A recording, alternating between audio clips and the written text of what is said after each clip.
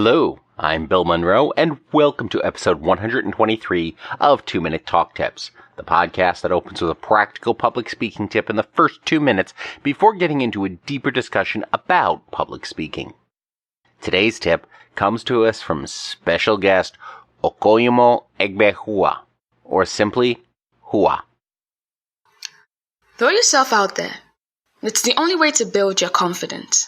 The biggest roadblock people have faced in public speaking is stage fright.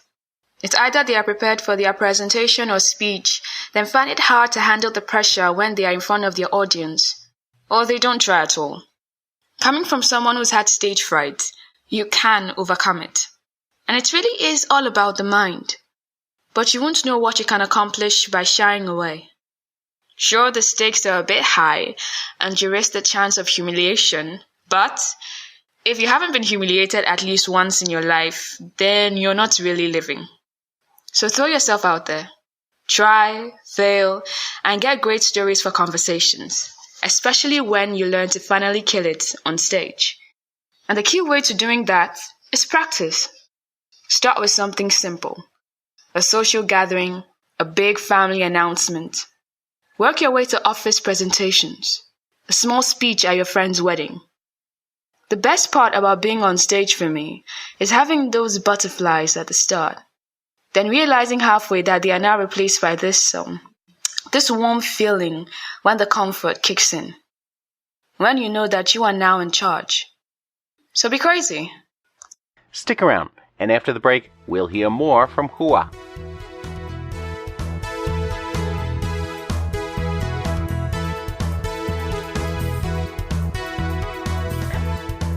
Welcome back. Okoyomoh Egbekhuwa, or simply Huwa, is a chemistry student, spoken word artist, and podcaster living in Nigeria. We really do live in an amazing time where technology lets us have conversations like this one across the world. Spoken word is a performance genre where poetry meets public speaking meets, storytelling. Rhythm and timing are critical to success, and a lot of the lessons Huwa learned as she grew as a performer will likely resonate with other speakers today, especially as we continue to talk about the importance of storytelling in public speaking. It's something more and more speakers are starting to integrate into their talks, and it's really how we connect with the audience. And when you talk about an art form like spoken word, then the storytelling is really the core element of that. So, there are a lot of lessons we can learn from this art form. And really, I have to confess to my own ignorance here. This is a genre I wasn't really familiar with before this conversation. I love getting to learn stuff like this on the show. I caught up with Huwa while she was at her parents' home in Nigeria. So now, let's meet Huwa. So Huwa, thank you so much for joining us here on 2 Minute Talk Tips this week. Yeah, it's my pleasure. Thank you so much for having me. I'm thrilled we can make this happen. I think this is going to be a really interesting conversation. And I'm also amazed that technology today lets us have a conversation like this, lets us find one another, first of all, in this huge world, and then to have a conversation between me here in Seattle, Washington, and you in Nigeria. And it's amazing that we can even do this. Yeah, exactly. Things have just really changed. I'm happy that we're able to find something like this. So before we talk about all of the interesting things you're doing with performance, let's go back to the beginning. What was your earliest memory of speaking to an audience or performing for a group of people? That would be when I was in my primary school. I was about 5 years old. And in my school, we used to hold cardboards with Bible verses on them and recite them in front of the school. I went to a Catholic school, by the way. So they will make us recite them sometimes in unison, sometimes individually. I can't remember exactly what was written on them. I just knew I used to hold up cardboards and say something I'd memorized in front of the assembly. I spent my formative years in Catholic school as well in New York City. what I think is really interesting there is that even if you don't remember the exact content of what you were saying, you still remember that experience, that feeling and that experience of going ahead and doing that sticks with you. Yeah, it was terrifying. Something like that will stick with you. So you didn't enjoy doing that right away, it sounds like. You were terrified to begin with. And how did you get past being terrified of that kind of performance? It was definitely after I had this particular experience. I was 11 years old. I had just gotten into secondary school. And, we have this nativity play. I think it's something that is universal. So it definitely happens in the US too. So they were casting characters, and I got picked to audition for Angel Gabriel. So I had memorized my lines, I had practiced it with my mother, and then I get on stage and, okay, it's time for me to recite my lines, and I just freeze. It was the most humiliating time in my life. The worst part was, it wasn't like an actual audience. They were just students like me. Everyone just came around to audition with one teacher. She was the only, oh no, there were two teachers. They were the only adults there. And I just froze and I was scared. And the next thing I knew, like, two fat tears just dropped from my eyes, and I just started crying, like, not even the cute one you see on TV where someone gets you a handkerchief. And no, I was sobbing. My nose was running. I was wailing, and it was a really terrible experience. So I come home and I tell my mom what happened, and I tell her that I don't think I can act. And even though the teachers were telling me I could come back, I was like, no, I wasn't going to come back. And she was like, you can't keep being, scared. How long are you going to be terrified of this? You're going to have to use this sometime. It's a skill everyone has to learn at some point. So what I did was, I actually had to push myself. I joined the debate team in my school. So we used to compete with other schools. And I'm Catholic, and my Catholic school was joined with the Catholic Church, this really big church, then St. Jude. So I joined the lectors in the church, and I was reading in front of the congregation.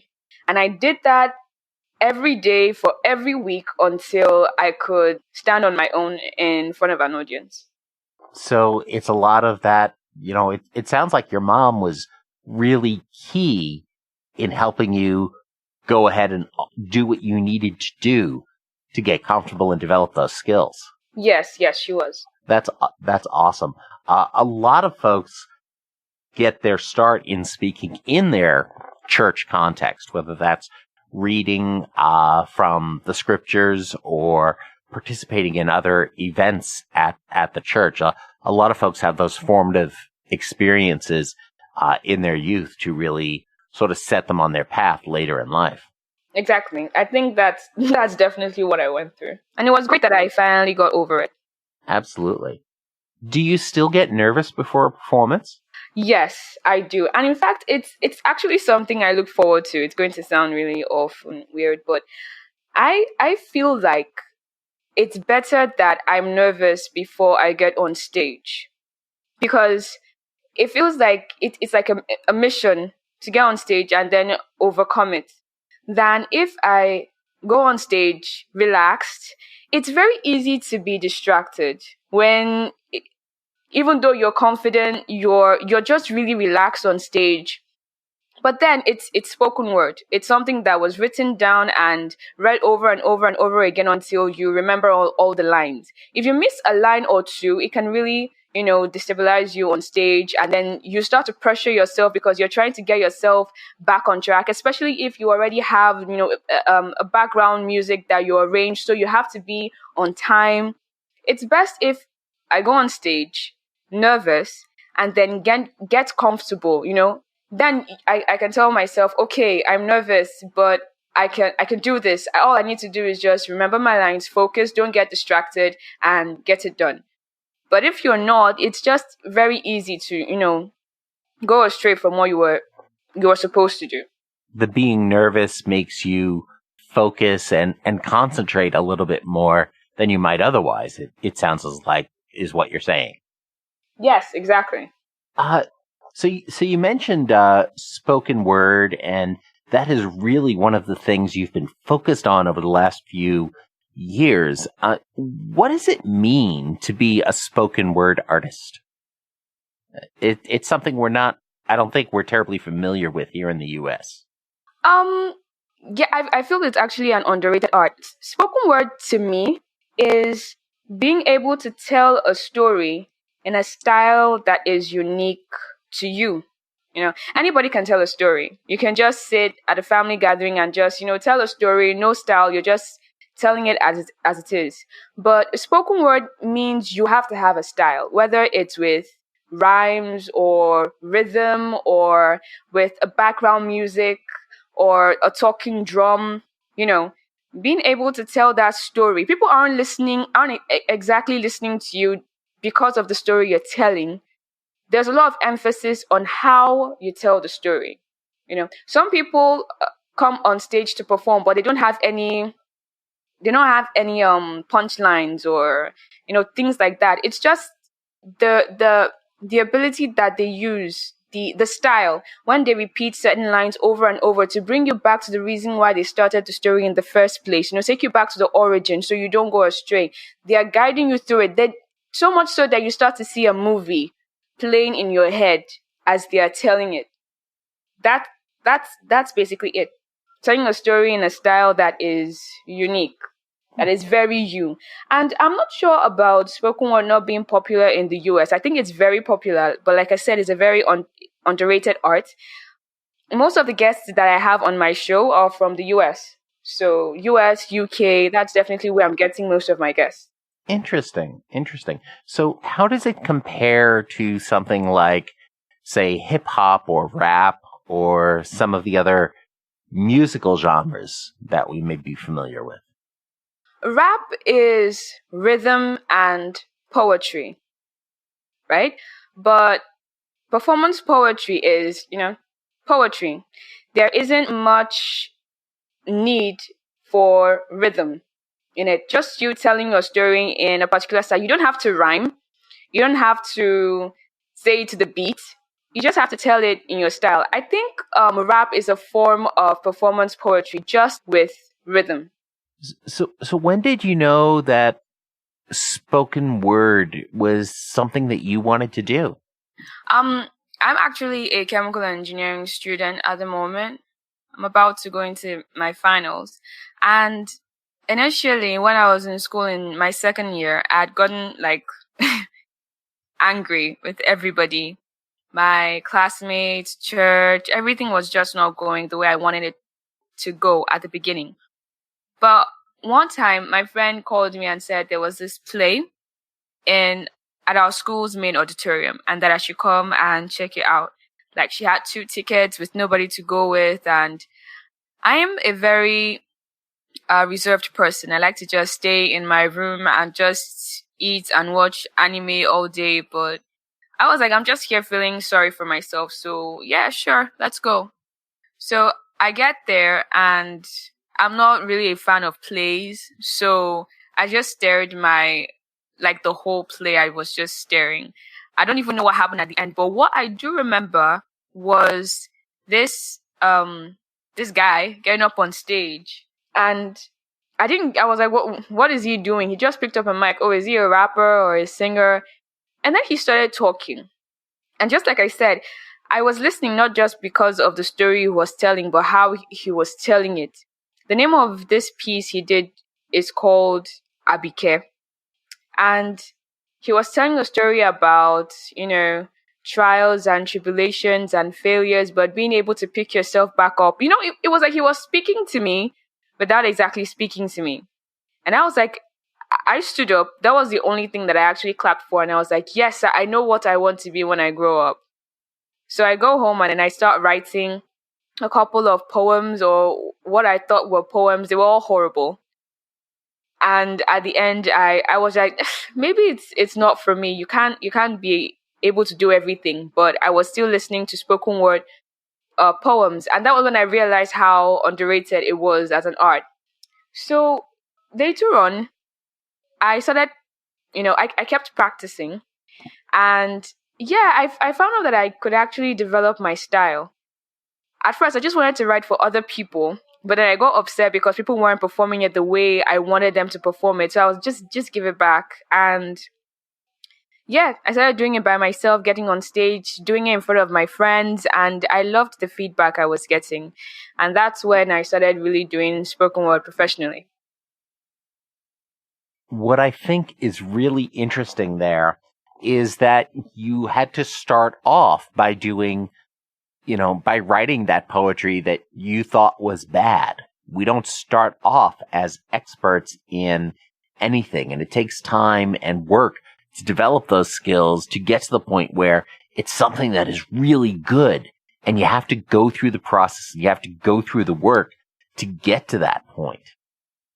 Yeah, exactly.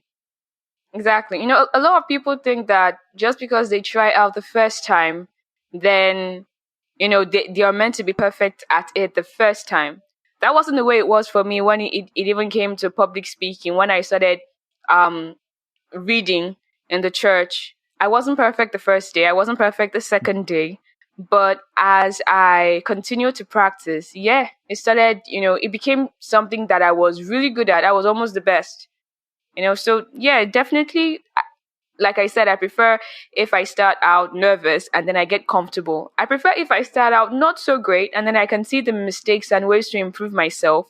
Because, okay, for instance, I watch a lot of cartoons. I think it was in Sing that they were talking about how they've hit rock bottom. And I think it was a koala. I'm not sure what the name of the animal was. And he said, the lovely thing about being at rock bottom is that the only way to go is up.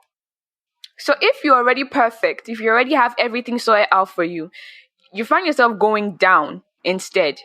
But if you're working towards progress and towards making yourself better as a person, as an artist, to me, it's best you start not so perfect, so then you have something to strive for.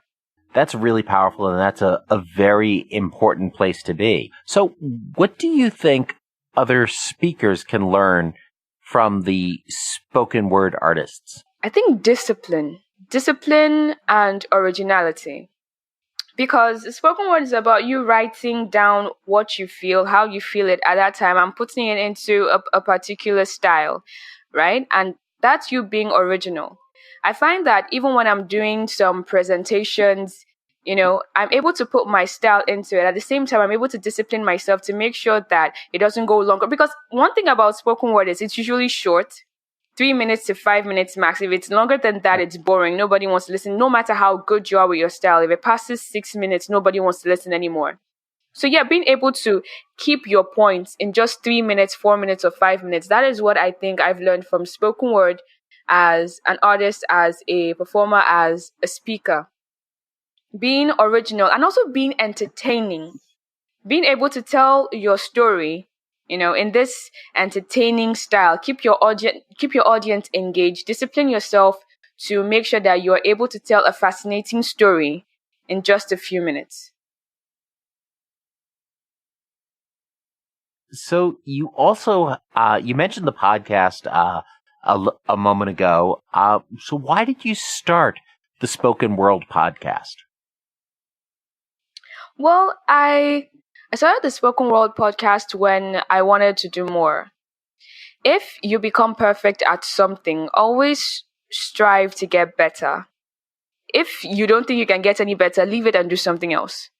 So I wanted to grow. I didn't just want to perform in Nigeria. I wanted to look up other platforms that, encourage performance poets. And the amazing thing is I go online and I did not see any.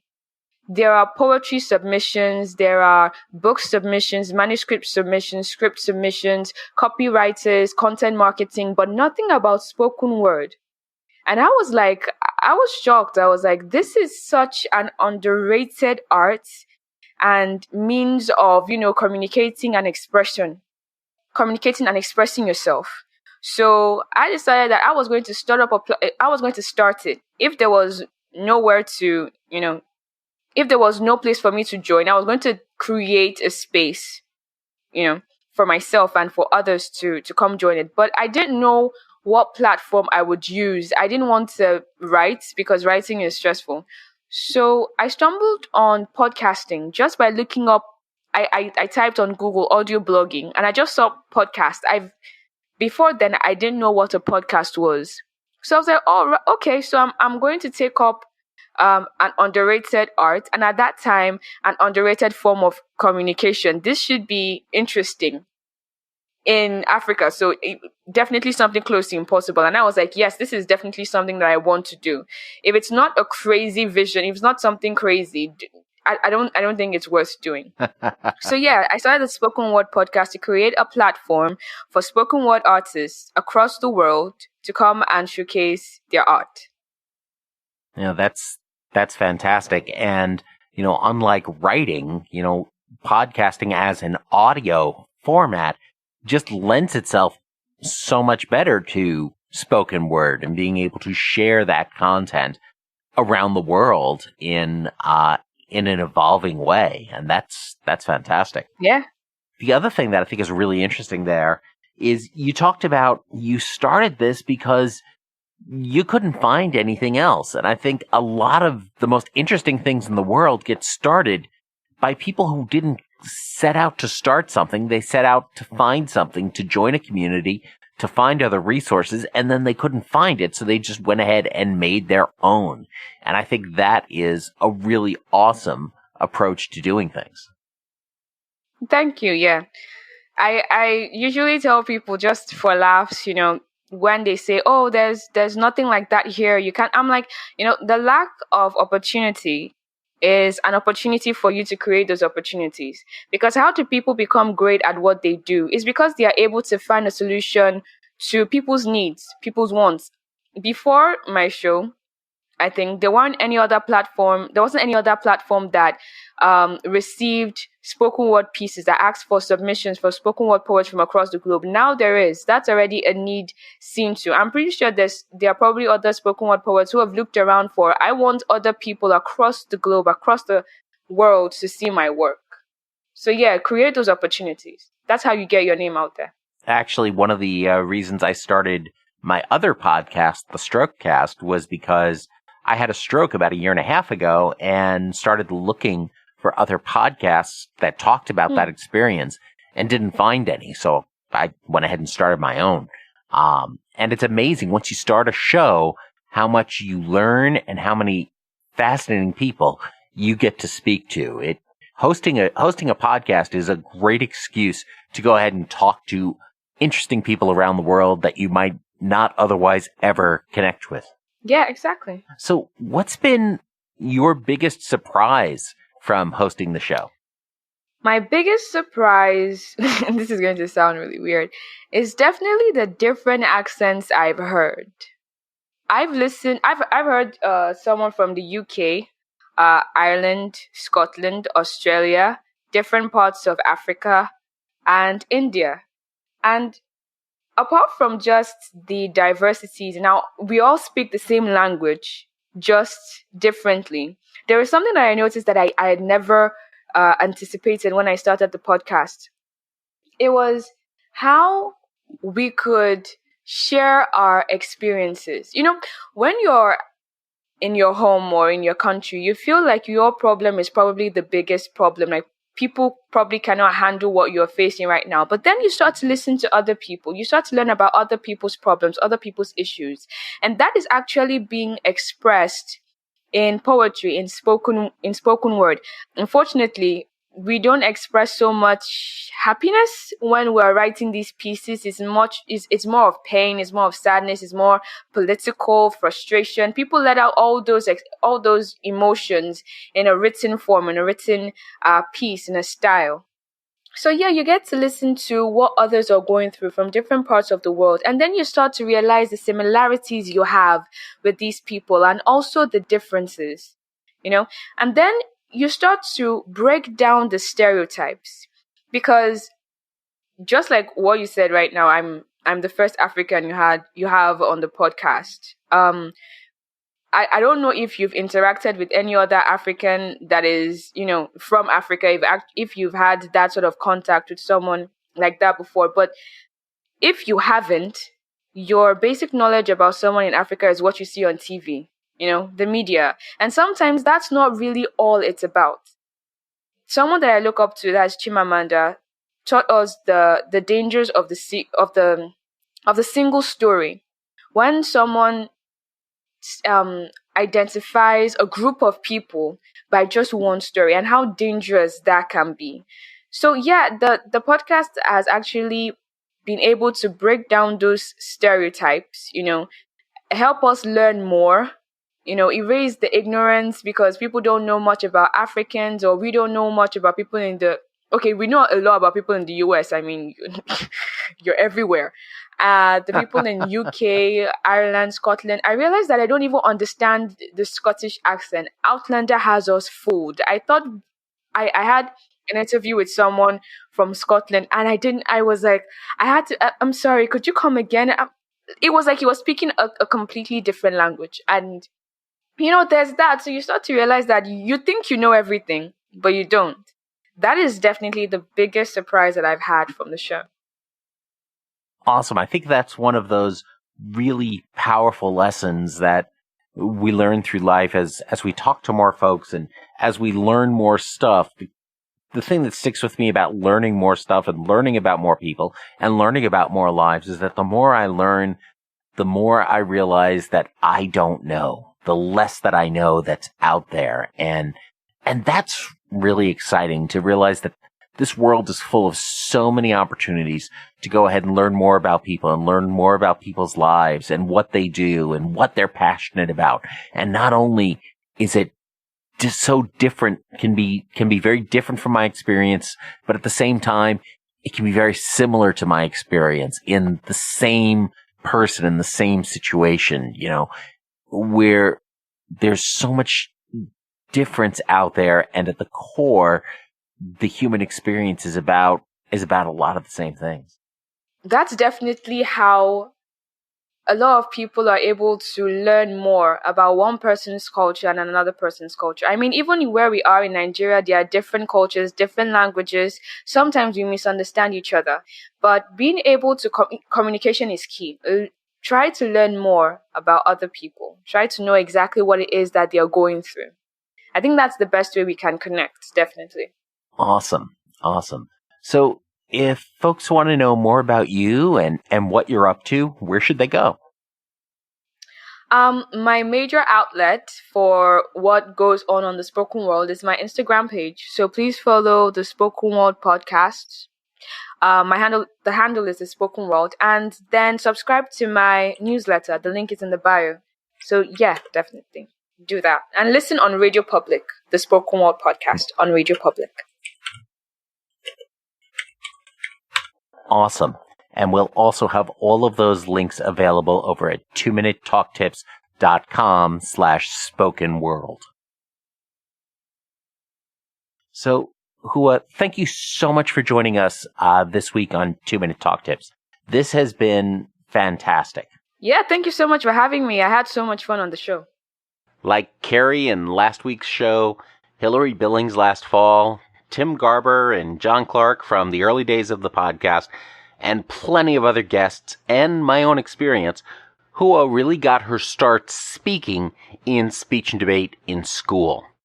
I really can't overstate the value of pursuing forensics or competitive speech and debate in high school, college, or younger. So, especially as we start to approach the back-to-school season here in the U.S.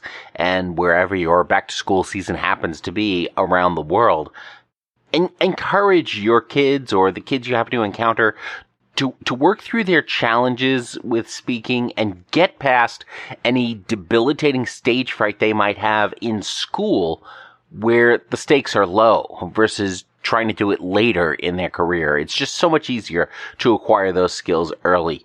Plus, I mean, speech and debate, you've heard me talk about this so many more times, and when I had Denise on the show last year as well, is that it just brings so much more value in confidence, in learning how to speak, in learning how to think, in being able to depersonalize conflict, in working with a team. There's just so much value in the activity of competitive forensics that it's really something I highly recommend that everybody at least take a very close look at. And it's really a great way to go ahead and get that additional experience. If you're past school age and you want to go ahead and pursue more of that stuff, then go ahead and explore Toastmasters. Whether that's just through the local opportunities to learn and to grow as a speaker, or through the Toastmasters competitive programs, which I talked about a couple of weeks ago with Ari.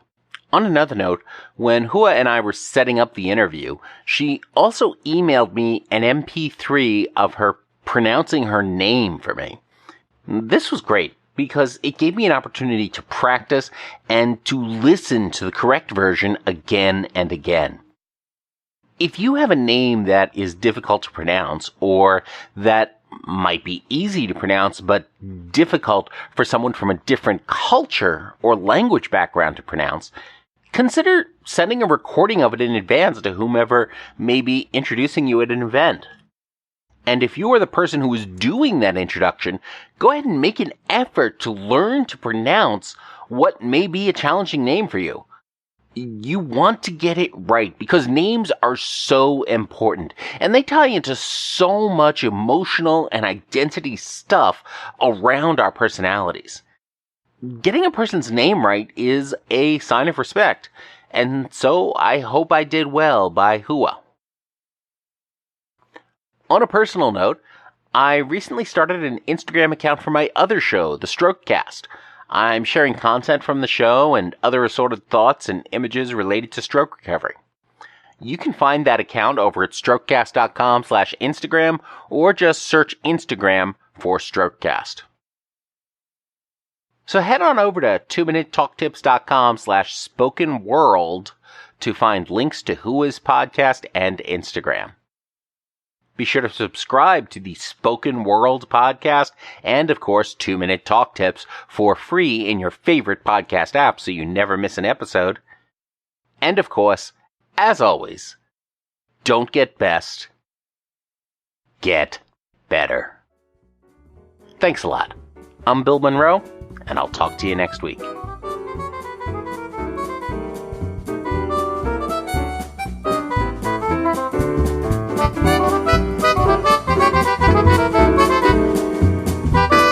Two-Minute Talk Tips is a proud production of the Currently Speaking Podcast Network.